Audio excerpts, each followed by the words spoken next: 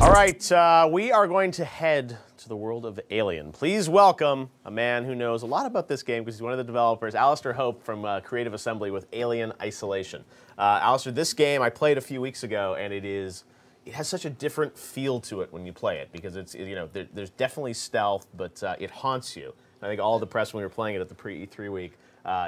It's just such a different experience. So tell us a bit about it, and tell us, first of all, I guess, what we're seeing here, because this is a game, it's really about sort of the hunt, right? Yeah, I mean, this is a kind of completely new approach to the Alien games within the Alien franchise. Right. This is a game much more about survival than about killing.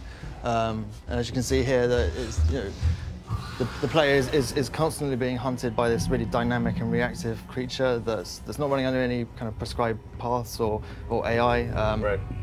It's using its senses to try and track you down, which means that every time you play, it's kind of like a live encounter, which I think keeps that tension flowing, keeps the blood pumping. So tell us about the difficulty of this. That obviously with stealth, there's always the question of sort of the trial and error. I mean, how do you make it so it's difficult for players but not frustrating? Well, I think that is absolutely one of the challenges, and at times through development, we managed to make it almost completely impossible for us to play. But I mean, one of the things, it becomes so smart. This creature is so smart. But one of the things that we want to make sure that everyone enjoys the experience, and so we will be putting different levels of difficulty in there, right. And so you can kind of find the sweet Smarter spot. Alien. Yeah, yeah. Or dumber Alien. Now, when I was playing, I know there's a lot of puzzling as well. I mean, it reminds me of sort of classic adventure games in terms of like putting items together and puzzling. Yeah. So that's part of the experience. Definitely is an adventure aspect as well. Yeah, I mean, for me, it's about the whole journey. It's about the player traveling through this really broken environment. The world itself is almost like a puzzle to the player. Then you've got the sort of, as you say, putting things together, these components together in order to build devices that might help you out or might not, right. and give you the chance to survive. So yeah, I mean, and all the while within the context of the Alien potentially being anywhere, that you're having to make a lot of really fast decisions right. under enormous pressure. And hiding in hiding in lockers and things. Yeah, like I mean, that. it's about using anything anything at your disposal. Right. And by any means necessary, you need to try and survive. And so hiding in a locker is completely valid, and so you're really using the environment to your advantage. Now, there've been a lot of Alien games over the years, all of varying quality levels. This one looks really good. How is this sort of set in the Alien canon? What is the story? So Alien Isolation is set 15 years after the Nostromo goes missing. Weyland-Yutani believe that someone has found the flight recorder unit of the Nostromo, right. and a very small team goes to on a simple mission to go and collect it. Right. And Ellen Ripley's daughter Amanda volunteers to be part of this crew.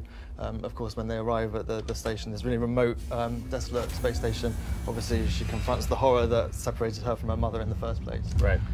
So as we play through, tell us about the sort of progression of this game, because obviously, there are new weapons, flamethrowers, things like that. I mean, how does the sort of the hunt or that game between hunter and hunted, how does that evolve as you play the game? So actually, one of the great things about what we're showing at E3 this year is a new mode that's separate from the main game. Okay. And this is a kind of like a time-based challenge mode, okay. Which really is this kind of really compressed, really intense experience. And that's, I guess, a kind of distillation of what you're talking about. Okay. It's about moment to moment, trying to figure out what the best strategy is. What have you got at hand?